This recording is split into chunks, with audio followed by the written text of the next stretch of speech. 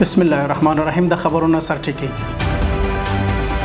د کرنې او مالدارۍ وزارت د کرنې او مالدارۍ معین مولوي صدر اعظم عثماني په مشرۍ ورسره مل پلاوي روسیې ته سفر. په 1404 کال کې د فراه ولایت 1,015 اوسیدونکو ته د نفوسو د ثبت خدماتونه وړاندې کول او د ایران او امریکا مذاکرات بې نتیجې پای ته رسیدل. د یو مهربان خدای په سپیڅلي نامه درنودونکو سلام. د نن ورځ خبرونو ته ښه راغلاست. نن یکشنبه د روان کال د وري یا حمال 22 نیټه د زنور احمد محمدي هم اوسپام کړی. بشپړ خبرونه ته د کرنې او بولګولو او مالدارۍ وزارت د کرنې او مالدارۍ مرستيال مولوي صدر اعظم عثماني په مشرۍ پلاوي روسیې ته سفر وکړ. یاد وزارت وايي افغان پلاوی به د اپریل 12 نیټې څخه تر 18 پورې د کرنې په برخه کې له مهمه علمي او تخنیکی مرکزونو څخه لیدنه وکړي. د دې سفر موخه د نباتي او حیواني قراتین په برخو کې د تخنیکی وړتیاو لوړول، د کرنیزو محصولاتو د کیفیت کنټرول سیستمونو شوالی او له پرمختللو کرنیزو سیستمونو سره بلدتیا ښودل شوې ده.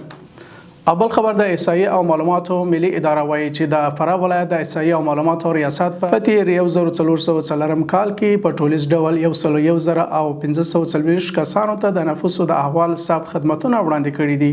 یا د اداره زیاتوي چې په دې خدماتونو کې 15,953 برېښنايي پیژندپاڼه، 1,822 نوي کاغذي پیژندپاڼې، 1,343 مسنه پیژندپاڼې، 441 زیږون کارتونه او 859 د مړینې پارچو ویش او همدارنګه 8,902 کسانو ته د تابعیت پیژندپاڼو اصلاحي خدماتونه شامل دي.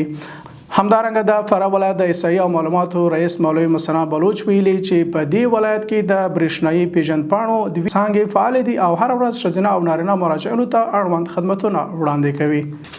د خبرونو دوام د پنځشیر ولایت مقام رسنیز دفتر اعلان کړی چې په دې ولایت کې د زمرد کان کیندنې جواز لګښت له 90 افغانۍ څخه 15,000 ته راټیټ شوی دی. ځای مسلونو د یاد اقدام مخه استخراج کوونکو ته د لازمیاتو اسانتیاو برابرول شودلې دي. یاد دفتر د معلوماتو پر بنسټ تیر کال د 4,188,000 ډالرو په ارزښت د دې ولایت 11,508 قیراته زمرد پلورل شوی دی. او وروستی خبر رویټرز خبري اژانس راپور ورکړی چې پاکستان په کوربتوب د امریکا او ایران ترمنځ مذاکرات له 1 ساعته خبرو وروسته بې پایلې پای ته ورسېدل. د امریکا مرستیال ولسمشر جی ډي وینس د امریکایي پلاوي مشري کوي ویلي چې له ایران سره کومې هوکړې ته نه ده رسېدلي او د دوی مذاکراتي ټیم له هوکړې پرته امریکا ته ستنېږي. نوموړي زیاته کړې چې ایران د امریکا شرطونه ونه منل، په ځانګړي ډول دا غوښتنه چې اټومي وسلې به نه جوړوي. ورته مهال ایراني رسنیو هم ویلي چې په دې خبرو کې د امریکا زیاتو غوښتنو د دې مخه ونیول چې کومه هوکړه ونه شي او خبرې بې پایلې شوې. د لیدونکو دا و د نن ورځ خبرو له متیا مننه. تر بیا شي چیرې.